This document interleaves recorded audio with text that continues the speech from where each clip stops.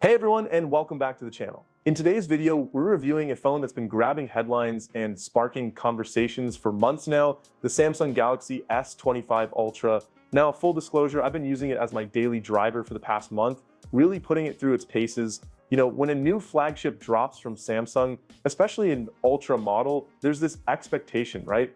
This feeling that you should be blown away. It's got all the bells and whistles, the top of the line specs, and that promise of Samsung's incredible tech. One of the biggest talking points, and something that really stood out for me up front, is that insane software update promise. We're talking support stretching well into the next decade. That's a serious commitment and definitely something to consider. But after a month of real-world use, living with this phone, day in and day out, navigating my daily life, I have to be honest, the experience hasn't been exactly as I expected. Don't get me wrong, it's packed with awesome features, but is it the perfect phone? Is it the must-have upgrade? Well, let's unpack it together. Stick around as we break down the design, the display, the performance, the camera, everything, and by the end, we'll see if the Galaxy S25 Ultra truly lives up to the Ultra hype. Sound good? Let's get into it. All right, let's start with the design. Now, Samsung's gone for a really industrial, almost blocky feel with the S25 Ultra. It's rocking that titanium frame, which feels incredibly premium in the hand. Seriously, the materials here are top-notch, and this is just my honest opinion, especially as someone with, shall we say, average size hands, it's a big phone, like really big. They've flattened out the edges, which looks sleek. Don't get me wrong, very modern, but coming from something like the previous S24 Ultra with its more rounded frame, this S25 Ultra feels less comfortable to hold for long periods. It's functional for sure, but I wouldn't exactly call it fun in the hand. What do you guys think about the flat edge design trend? Let me know in the comments. Now, where the S25 Ultra truly shines, and I mean really shines, is the display. Samsung always nails their screens, and this 6.9-inch dynamic AMOLED 2X panel is just breathtaking. Colors are vibrant, blacks are deep, and it gets incredibly bright even outdoors in direct sunlight. No problem seeing what's on screen. That adaptive 120Hz refresh rate is buttery smooth for scrolling and gaming. Personally, I've been binge watching videos and playing a few mobile games on this, and honestly, it's just a joy to use. If display quality is high on your list, the S25 Ultra absolutely delivers.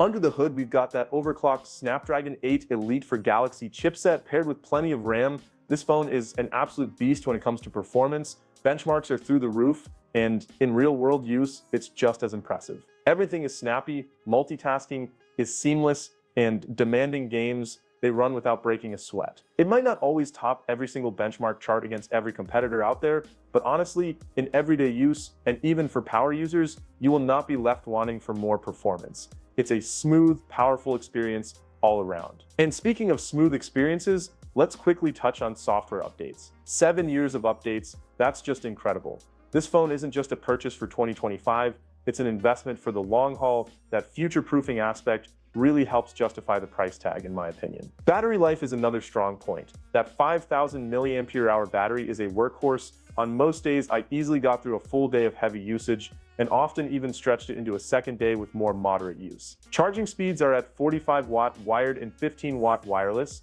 which is decent, but not mind-blowing in 2025. Some competitors are pushing even faster speeds. One thing to note though is the lack of proper Qi 2 support. It's Qi 2 ready, which is something, but for a flagship at this price, full Qi 2 would have been a welcome addition, especially when it impacts the S Pen, which we'll talk about later. So after a month of using the S25 Ultra daily, what's the overall vibe? Well, it's undeniably a premium, powerful phone. It's fantastic for media consumption, for demanding tasks, for anyone who wants the absolute best specs Android has to offer, but that size and blocky design, it does impact the daily usability for me personally. Reaching across the screen with one hand is often a struggle, and it's not the most pocket-friendly phone. It feels substantial, almost too substantial sometimes. It's a phone that commands attention, both in its performance and its physical presence. It's a statement piece for sure. Now, let's talk cameras. A Samsung flagship staple. On paper, the specs are very similar to the previous generation. With a few tweaks, we've still got that 200 megapixel main sensor, and the zoom capabilities are impressive, especially up to that 30x range. Photos in good lighting are excellent, sharp, detailed, with that classic Samsung color profile, which, let's be honest, can be a little punchy sometimes. The ultra-wide lens got a boost to 50 megapixel, which is nice. Motion blur is improved in good light, which is a plus. Zooming beyond 30x, well, let's just say the results become less impressive. Samsung's 100x space zoom is still there, but it's more of a party trick than something you'll realistically use often for high-quality shots. Selfies are great, video is excellent as expected. Samsung's definitely relying on software enhancements and AI features in the camera department this year, perhaps more than drastic sensor upgrades. Features like the filters and audio eraser, they're there but still feel a bit unrefined. Okay, let's be real about the downsides. The size and comfort are a big one for me personally. The design, while premium, feels a bit generic and iterative. No Qi 2 support on a flagship in 2025 is a bit of a miss, and honestly, it feels like Samsung played it a little too safe with the S25 Ultra. The upgrades are incremental, not revolutionary. So to wrap things up, the Samsung Galaxy S25 Ultra is undeniably a brilliant phone. It's got top-tier performance, a stunning display, a great camera system, especially in good lighting, and that amazing software update commitment. But is it worth buying in 2025? Yes. If you want the absolute best specs, the longest software support, and the size isn't a concern. Is it worth upgrading from a predecessor like the S24 Ultra? Honestly, probably not. The upgrades are pretty minor. If you have a recent flagship, you're likely better off holding on to it or maybe waiting for the next generation, or even considering something like the rumored S25 Edge if a smaller size is appealing.